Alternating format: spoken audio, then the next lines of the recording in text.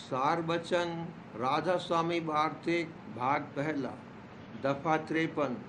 जो सच्चा खोजी है उसको चाहिए कि अपने वक्त के पूरे संत या पूरे साध का खोज करे, यानी पूरे सद्गुरु जहाँ मिले उनका संग करे और उन्हीं में सब देवता और अवतार और महात्मा और संत और साध पिछलों को मौजूद समझकर तन मन से सेवा और प्रीत और प्रतीत करके अपना काम उनसे बनवावे।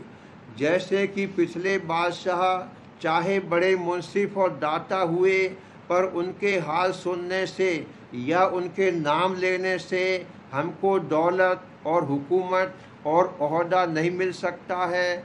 जो हमको उसकी चाह है तो चाहिए कि अपने वक्त के बादशाह से मिलें, तब अलबत्ता काम हमारा बनेगा, नहीं तो खराबी और हैरानी के सिवाय और कुछ हासिल नहीं होगा। मौलवी रूम कहते हैं, चूँकि कर दी जाते मुर्शिद रा कबूल, हम खुदा दर जातस आमद हम रसूल। यानी पूरे सतगुरु और मालिक में भेद नहीं है, और मुर्शिद में और सतगुरु में मालिक और अवतार सब आ गए। यानी जो मालिक से मिलना चाहते हो तो फुकरा यानी संतों में सतगुरु का खोज करना चाहिए। और यह जरूर नहीं कि संत कपड़े रंगे हुए को कहते होवें।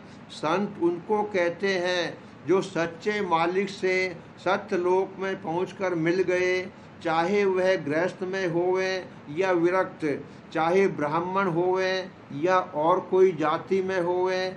मालिक का दीदार दुनिया में और कहीं नहीं है, या तो अपने अंतर में या पूरे साध और पूरे संत में, जो कि कुल जगत के कुदरती गुरु हैं। और खोजने वालों को इन्हीं दो स्थान पर दर्शन मालिक का प्राप्त होगा। और मूरत, तीरथ, व्रत और चार धाम और मंदिरों में कहीं पता और निशान उसका नहीं मिलेगा। मौलवी रूम कहते हैं, मस्जिद हस्त अंदरूने औलिया, सिजदा गाहे जुमला अस्त आजा खुदा। यानी महात्माओं के अंतर में मंदिर और मस्जिद है, और वहीं जो कोई मालिक और खुदा को सिजदा करना चाहे मत्था टेके। और यह भी कहा है कि गुफ्त पैगंबर की हक फरमूदा अस्त, मन ने गुंजम हेस दर बाला उपस्त, दर दिले मोमिन भी गुंजम ई अजब, गर मरा ख्वाही अजा दिलहा तलब। यानी खुदा ने पैगंबर साहब से कहा कि मैं कहीं नहीं रहता हूँ, न आसमान में और न जमीन में, पर अपने प्रेमी भक्तों के हृदय में रहता हूँ। जो मुझको चाहे वहाँ जाकर उनसे मांगे। इस वास्ते हर एक सच्चे चाहने वाले मालिक के को मुनासिब है कि अपने वक्त का सद्गुरु खोज कर उनसे उपदेश लेवे और उन्हीं के चरणों में तन मन धन से सेवा और प्रीत और प्रतीत करे। थोड़े ही अरसे में उसका काम बन जावेगा। संस्कृत में भी कहा है, गुरुर ब्रह्मा गुरुर विष्णु गुरुदेव महेश्वर, गुरुरेव पर ब्रह्म तस्मै श्री गुरुवे नमः। श्री कृष्ण महाराज ने भी भागवत और गीता, गुरुर ब्रह्मा गुरुर विष्णु गुरुदेव महेश्वर, गुरुरेव पर ब्रह्म तस्मै श्री गुरुवे नमः। श्री कृष्ण महाराज ने भी भागवत और गीता में लिखा है कि जो कोई मुझसे मिला चाहे और मेरी सेवा और प्रीत करना चाहे, तो मेरे जो प्रेमी जन साध और भक्त हैं उनकी जो सेवा करेगा वह मेरी सेवा है, और मैं उससे प्रसन्न होऊंगा। और वही मेरा प्यारा है जो मेरे सच्चे भक्तों से प्रीत करता है। और ना मैं आकाश में रहता हूँ और न पाताल में, और ना मैं स्वर्ग में रहता हूँ और ना बैकुंठ में। जो साध और भक्तजन मेरे प्रेमी हैं उनके हृदय में मेरा निवास है। दफा 54। और मालूम होवे कि संत सद्गुरु ने जो नर स्वरूप धारण किया है वह दिखलाने के वास्ते है। पर असली स्वरूप उनका मालिक के स्वरूप से मिला हुआ है। किस वास्ते कि वह हर वक्त सच्चे मालिक यानी सत्य पुरुष के आनंद में मगन रहते हैं। और सच्चे खोजी को जब तक कि अपने अंतर में निस्वरूप के दर्शन प्राप्त न होवे, तब तक सद्गुरु के ही स्वरूप को मालिक का स्वरूप समझे और उनके चरणों में प्रीत और प्रतीत बढ़ाता जावे। और जब उसको अंतर में निजदर्शन प्राप्त हुआ, फिर वह सच्चे मालिक यानी पूरे सद्गुरु के चरणों में मिल गया और सद्गुरु का स्वरूप हो गया और उसी का काम पूरा हुआ। इससे समझना चाहिए कि जिसका काम बना है या बनेगा, अपने वक्त के सद्गुरु की प्रीत और सेवा और सत्संग से बना है। और पिछले संत और गुरु व अवतार और पैगंबर व देवता उपदेश नहीं कर सकते और न अपना निज रूप दिखा सकते हैं। इस सबब से उनमें खोजी को सच्ची प्रीत और प्रतीत नहीं हो सकती है। और जो किसी को प्रीत सच्ची भी हुई तो वह जैसा है वैसा ही रहेगा। अलबत्ता थोड़ी सफाई अंतर की हो जाएगी, लेकिन रूह यानी सूरत का स्थान नहीं बदलेगा, यानी चढ़ाई सूरत की नहीं होगी। फिर ऐसी मेहनत और दिक्कत से जो कुछ प्राप्त हुआ तो सूरत तो बेदस्तूर स्थान मलिन पर ठहरी रही, यह सफाई कायम नहीं रहेगी। किस वास्ते कि इस स्थान पर माया का चक्कर चल रहा है। जब जोर करेगा तभी वह शख्स अपनी प्रीत और प्रतीत से गिर जावेगा और भोगों के स्वाद और रस में फंस जावेगा। और यह मुमकिन नहीं है कि किसी को निस्वरूप का ज्ञान हासिल होवे या उसके विकार बिल्कुल दूर हो जावें, जब तक कि सद्गुरु पूरे की सेवा और सत्संग करके उनकी दया और मेहर हासिल नहीं करेगा। बिना वक्त के सद्गुरु के बहुत से संशय और शुबे हैं कि उनकी इस मनुष्य को खबर भी नहीं पड़ती और यह अपने मन में जानता है कि मेरे कोई संशय बाकी नहीं रहा। पर जब संतों के सत्संग में आवे तब मालूम पड़े कि किस कदर संशय और शुबे बाकी हैं और सच्चा प्रेम और प्रतीत हासिल होना किस कदर मुश्किल है और ध्रुवपद किस कदर दूर और दराज है। खुलासा यह कि सच्चा प्रेम और परमार्थ का प्राप्त होना बिना कृपा और मदद अपने वक्त के पूरे सद्गुरु के किसी तरह मुमकिन नहीं है। अवतार भी जो दुनिया में आए उनको भी गुरु धारण करना पड़ा और सुखदेव जी से ज्ञानी जिनको माता के गर्भ में ज्ञान प्राप्त हुआ था, वे उपदेश गुरु के कदम न बढ़ा सके। और खुद नारद जी को जिनको ताकत बैकुंठ तक आने जाने की हासिल थी, तो भी बगैर गुरु धारण किए हुए वहाँ विश्राम पाने की गति नहीं हुई। फिर इस जीव की क्या ताकत है कि बिना मेहर सतगुरु पूरे अपने वक्त के सच्चे परमार्थ के रास्ते में कदम उठा सके।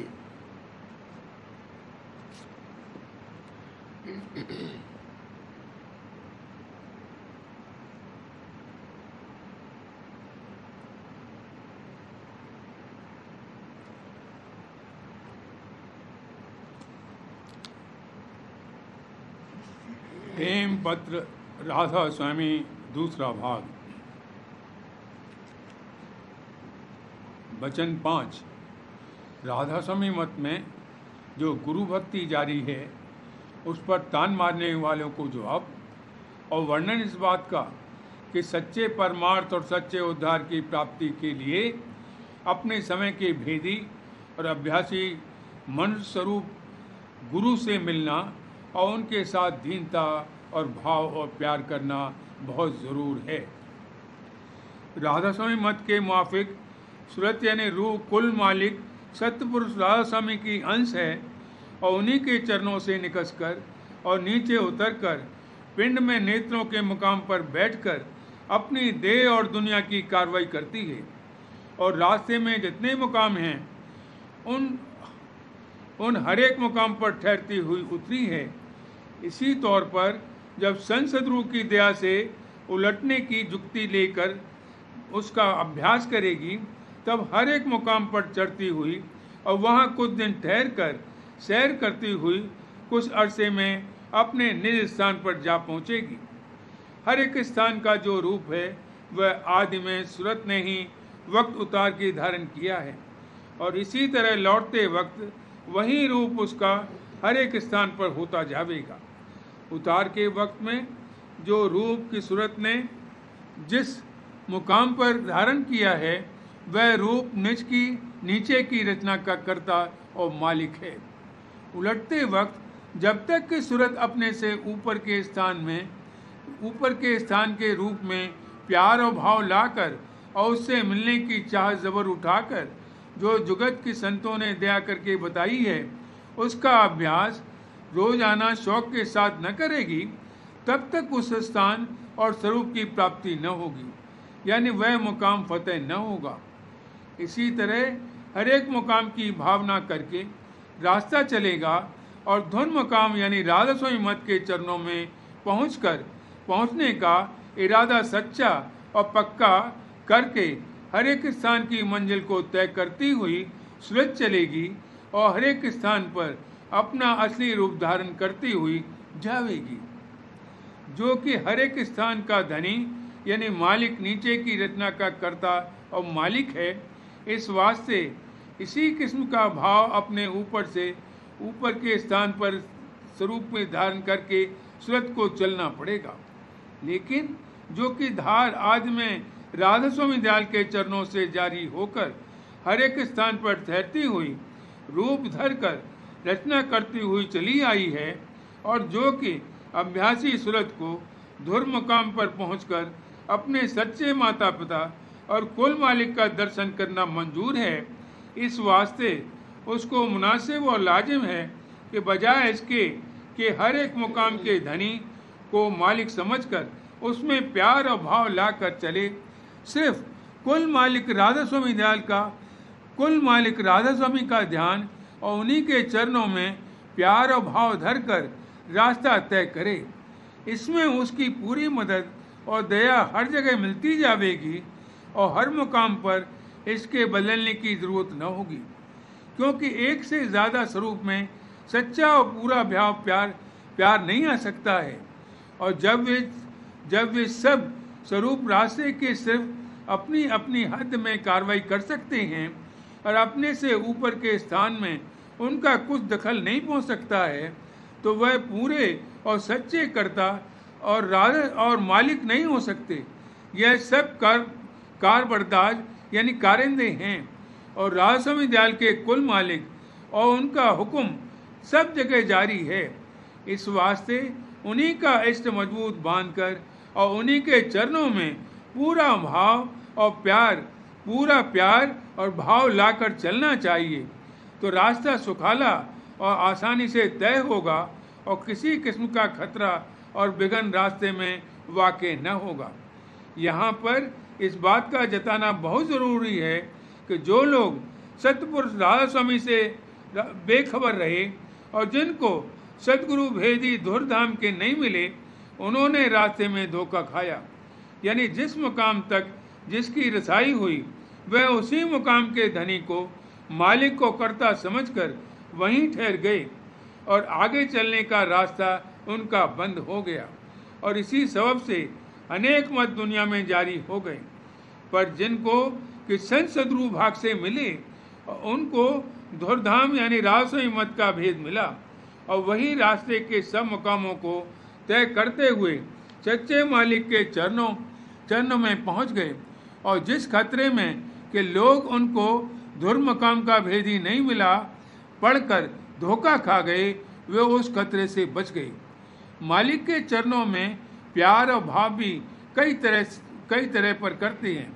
बाजों ने एक पुत्र भाव यानी मालिक के भाव को स्वरूप मानकर प्रीत करी, और किसी ने दूसरा सखा भाव यानी मित्र भाव माना, और कोई नंबर 3 स्वामी और सेवक यानी दास भाव लाकर काम करते हैं, और बहुत से नंबर 4 पति और स्त्री भाव मानते हैं और बिरले नंबर 5 पिता पुत्र भाव मानकर प्रीत करते हैं।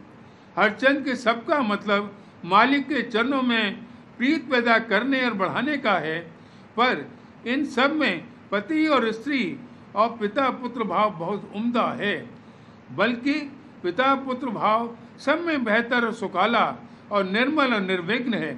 और खासकर इस जमाने में कि जीव निहायत निबल और कमजोर हो गया है और काल के झकोलों और माया का लुभाव अनेक रीत से जबर हो रहा है, पिता पुत्र भाव में सहज जीव का गुजारा यानी उद्धार मुमकिन है।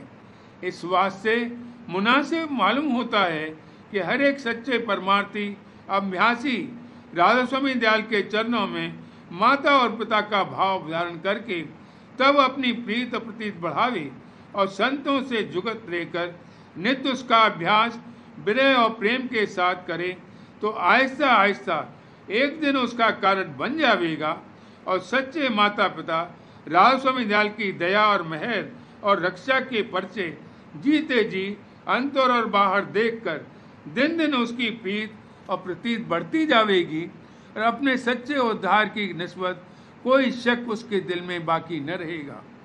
ऊपर के लिखे हुए हाल से मालूम होगा कि राधा स्वामी मत में जो अभ्यास मन और सूरज के समेटने और चढ़ाने का मुकर्रर है, उसमें इष्ट और ध्यान सिर्फ एक सच्चे और कुल मालिक राधा स्वामी दयाल का धारण किया जाता है और उन्हीं के चरणों में प्रीत और प्रतीत दिन दिन बढ़ाई जाती है।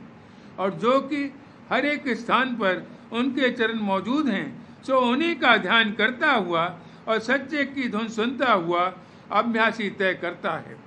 अब ख्याल करो कि अभ्यासी उलटने वाली सूरत हर एक स्थान पर अपने ही स्वरूप को संभालती हुई यानी धारण करती हुई चली जाती है और राधा स्वामी दयाल के चरणों की धार अथवा धुन की धोरी पकड़कर रास्ता सुखाला तय करती है और किसी गैर की पूजा और ध्यान का सिवाय कुल मालिक के इस मत के अभ्यास में दखल नहीं है। जब कुल स्थान तय हो गई, तब सूरत अपने सच्चे माता पिता राधा स्वामी दयाल के सन्मुख पहुंचकर दर्शन का आनंद और विलास करती है और उसको ताकत हासिल हो जाती है कि जब चाहे जब चरणों में मिल जावे और जब चाहे जब अलहदा होकर सन्मुख दर्शन का रस लेवे। चरण से मतलब यह है कि सूरत यानी चैतन्य की धार जो ऊंचे देश से उतरकर आई है और उसी धार का सिलसिला ध्रुव से लगा हुआ है, वही उस कुल मालिक का चरण है, यानी उसकी धार दूर से दूर तक फैली और पसरी हुई है और चैतन्य शक्ति के वसीले से हर जगह पहुंचती है और दया और मेहर की धार भी उसी स्थान के साथ जमा होती है। अब ख्याल करो कि जो संसदरू की रसाई यानी पहुंच ऊंचे से ऊंचे स्थान तक शब्द की धार के साथ है, उसमें और उस धार में फिर उस धार के भंडार में किसी तरह का फर्क और भेद नहीं रहा।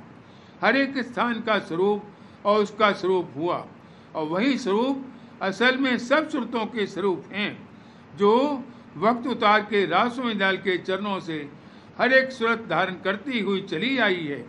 फिर ऐसे संसदों की पूजा और उनके चरण भाव में भाव और प्यार करना ऐसे है जैसे अपने स्वरूपों में प्यार और भाव और कुल मालिक की पूजा और उसके चरणों में प्यार और भाव करना।